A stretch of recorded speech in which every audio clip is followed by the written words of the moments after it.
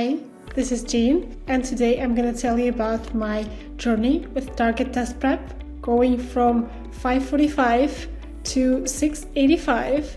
That's a great score for schools like Stanford and Harvard, and I'm going to tell you all about this journey, the highs and the lows. The first thing you need to understand about me is I'm 35 years old and I have been out of school for quite a while, as you can imagine. And my native language is Russian, so not English. And my target school is Stanford University. So it's basically either get a really high score or bust. On the flip side of that, I decided to go on that journey because I do have a quant background. I have a degree in finance, and I have been always good at standardized tests. However, GMAT is a tough exam, not to fool you.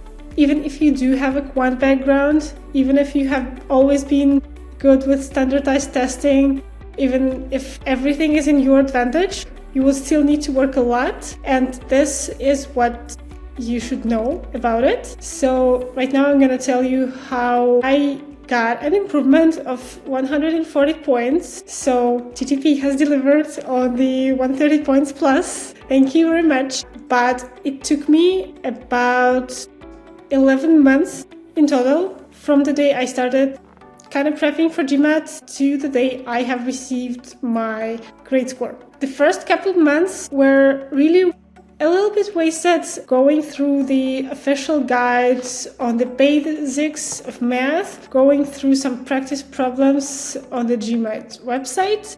It's not wasted. Once again, you can do it, but do not stick with this for longer than maybe a week. Then I took a practice test. It was 545, so I was about average of all test takers. My quant score was 32nd percentile. Tada! From a person being from finance, this is a bit of shock, but I realized that all those people who have been taking those exams are people from real exams. So I'm basically comparing myself with maybe 20 hours of prep to someone who has given it maybe 300 hours of prep. And by the way, going forward, I have given my GMAT probably north of 400 hours. Yes, that much. And I practiced usually 10 hours per week, sometimes 15. So the first 2 months of my schedule, which were January and February, I started in January, and I suggest you do the same, were just general concepts and my first practice tests. Then I realized really how bad I am and started to look for resources, and this is how I came across TTP. I came across it on YouTube because I was looking for some videos about how to excel at GMAT. So basically, if you want to excel at GMAT, don't waste your time on a lot of videos. Well, maybe watch something about tactics, but go for TTP because they have a structured approach. They have not really just the course, but also a philosophy that's gonna bring you to the point where you cannot get a question wrong. At first I thought it was exaggerated, but it's not. The reason why you need to be bulletproof on easy and medium questions, because this way you're saving time for harder questions and also for questions you haven't seen on TTP or any other course, because the GMAT is always testing new questions, is always giving people new questions. So on the real test, you are gonna see, well, in my experience, maybe 20-30% of questions that are not on the prep course or are a little bit different. So be prepared for that. And TTP prepares you in a way that the other 80% that you have seen, you are excelling at them. The course is structured from easier to harder questions within a topic, and also some topics build upon the others. And what I suggest you do, you do not skip topics, you go the topic order that they have designed for you. This is one of their strengths. The other important strength is the tracker. You can track your progress, see how many questions you got right or wrong on a certain topic, on a certain subtopic, and you can also time yourself question by question on your tests, and you can always see your timing compared to other students' timing per question. And this is also how you can judge if a question is not just easy or hard, but time-consuming or not. Because it's a benchmark that you should use 2 minutes per question, but that's an average. There are questions where the average student just spends 4, sometimes even 5 minutes if it's a complicated DI question with a bunch of parts. I've seen those. And this is where you realize why you need to take the time from the easier questions, budget it, and spend it on those questions that are just so plain time consuming. They have a lot of calculations, they maybe have a lot of reading, and this is where you compare yourself once again to the reality. The most important aspect of TTP for me was the videos that you get after each question, the explanations. So firstly, it's important when you cannot figure a question out. I've tried to input my incorrect questions and answers from the practice tests into ChatGPT, but its explanations suck, and sometimes it has even given me something that's plain wrong. With TTP, however, you get the explanation, and most importantly, you get the framework for structuring a question. So, for example, if I see a work and rate question, I put this chart of time, rate, and work. Automatically it takes me 3 seconds to do so on my piece of paper or whatever I'm using. And it's just such a structured way to do things. And finally, what made TTP so different from other resources, for example, from the official guide, at this stage of polishing your performance, is that you can practice by specific subtopic/question type. So it's not just I'm practicing hard properties of numbers questions, but for example, maybe I struggle with those questions where you need to find the number of factors of a certain number, and you need to prime factorize and blah blah blah, and you need to go over the same thing to master this approach.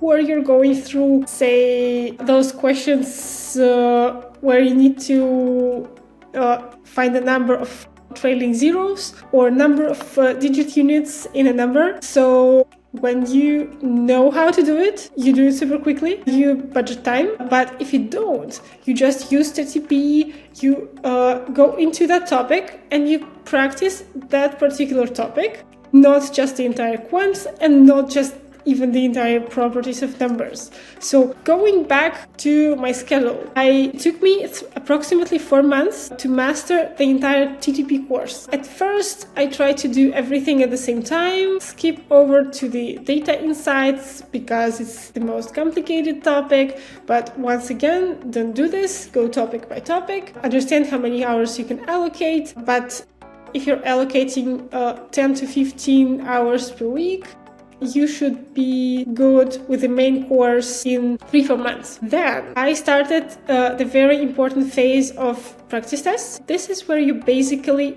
patch your performance. So you assess your entire performance, see which questions you got wrong, see which questions you maybe got right but you struggled with them, and then you go once again to the TTP, to the particular topic, subtopic, you look for the questions that resemble something that you've got wrong, you practice, you get it right, rinse and repeat. So like several cycles, maybe 2, 3, 4 cycles of those practice tests take you maybe a month. My score jumped to 615 on my second practice test versus 545 on my first one.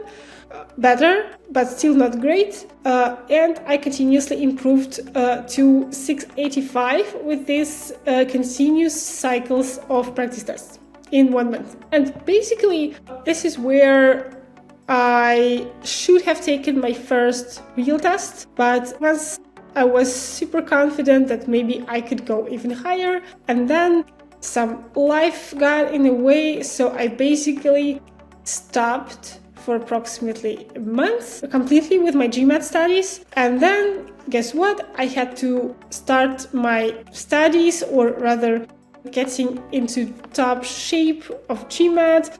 Once again, it took me another month. And then I took my first real test with the score of 645, unfortunately, which was a deal breaker for top schools, and I decided to retake. At the time, it was frustrating to me, but what I should have planned, rather, is taking the real test twice. Why? Because my experience with the real test, which was an online test, was really cumbersome. It was really hard to take my laptop and go under my table and show around everything.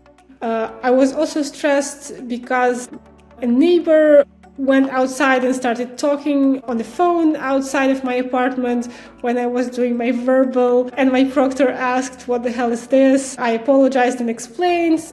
I got no penalty for this, but it was stressful. So I would say this impacted my score to some point and was not a good experience overall. I mean, not the test questions, they were fine, but the test experience was rather miserable to me, and I was losing focus from time to time. So I retook. I studied for another month. What I did at that time was, again, those cycles of practice tests altered with the focus studies of some certain topics that I was weak in. Actually, it's interesting because for my first real test, I was good at quant and verbal, and I was improving my DI. And on the test, I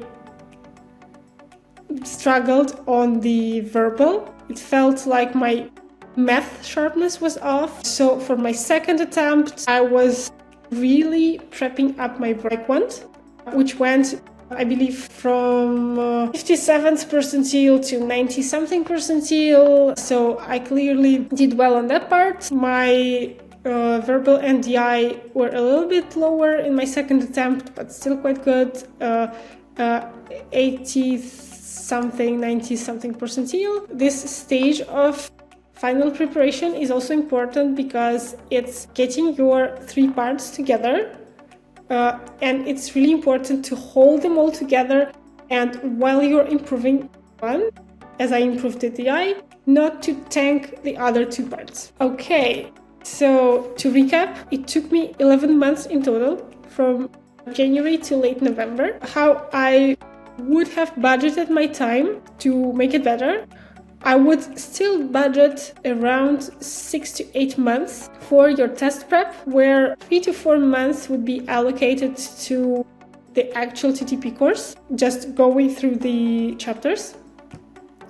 1 to 2 months for the series of practice tests, rather I would say 1 month. Then you go take your first real thing. Don't wait like I did. And then you plan your other attempt in another month. And also, if you think about those 6, or particularly on the longer side, 8 months, I would still budget some life circumstances getting in the way. Maybe they could be planned, like a vacation, or maybe they could be unplanned, like you obviously could get sick or get some urgent deadlines at work in the process, who knows? And just be prepared that your GMAT studies are gonna take that toll. Also, what other things I would advise for your preparation is that ideally you get the score you want 2 to 3 months before your actual deadline. As I mentioned, I started my prep in January, and I was only in my timeline because the Stanford application for 2 programs, MBA and MSX, is only possible in January, and I didn't know that. So I was initially planning to apply in round 1, and my prep cadence wouldn't totally bring me there if I was sticking to the original round 1 deadline. So my lesson is that you need 2 to 3 months after you completed GMAT to master your other components of your application, which are recommendations, your resume. Maybe you need to take a TOEFL test, which also takes a couple of weeks, plus your essays. to which I would allocate another month. So the biggest takeaway for you if you're applying in 2026, like round 1 in September, is to start now, to start prepping in January, because this would allow you to get your GMAT score in somewhere June, July, and be up to your preparation of the application for September. So don't wait.